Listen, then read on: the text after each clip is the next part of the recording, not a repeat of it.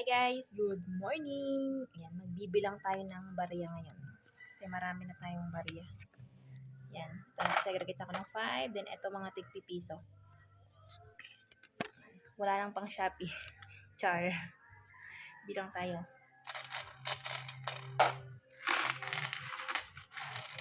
Ito ay ipa-plastic ko dito sa mga lagayan ng mga tinapay. Para hindi sayang yung mga plastic ng tinapay. Ayan.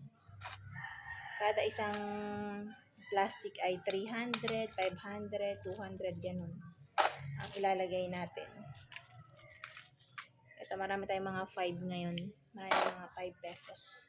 Tingnan nyo siya. Ayan.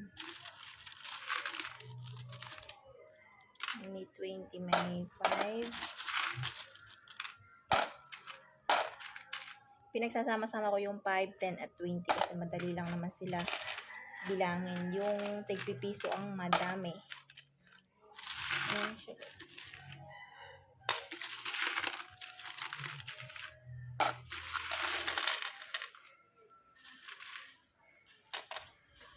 Ito mga tig-10.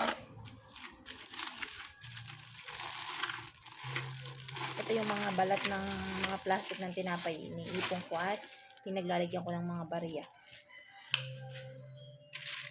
Kasi sayang kayo sa itapon yan. Meron tayong mga pang recycle na mga plastic. Ayan. Medyo madami na to. Mas marami ang tigo 1 peso.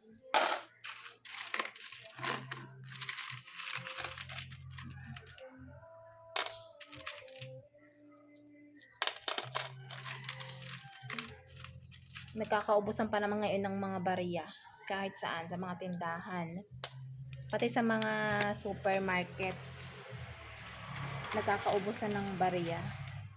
Nung nakaraan na pumunta kami ng Balayan, buti ang dami kong dalang barya.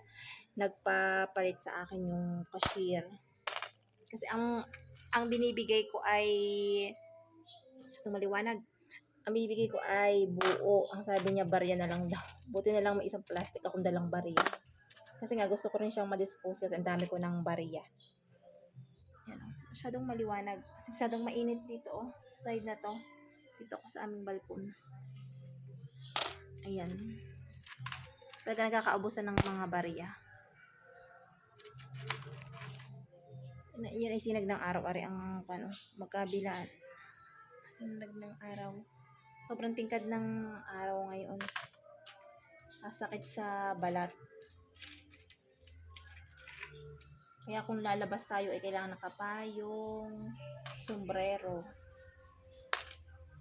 At huwag niyong kalimutang maglagay ng sunscreen or sunblock sa mukha or sa buong katawan natin. Kasi ang sakit talaga ng init ng araw sa katawan. Sa mukha na ko pag grabe. Saka inom tayo lagi ng tubig. Kaya ako nagpaputol ng buhok na maikli kasi sobrang init nga. Sobrang init.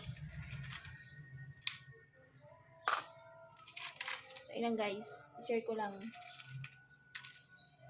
Thank you for watching.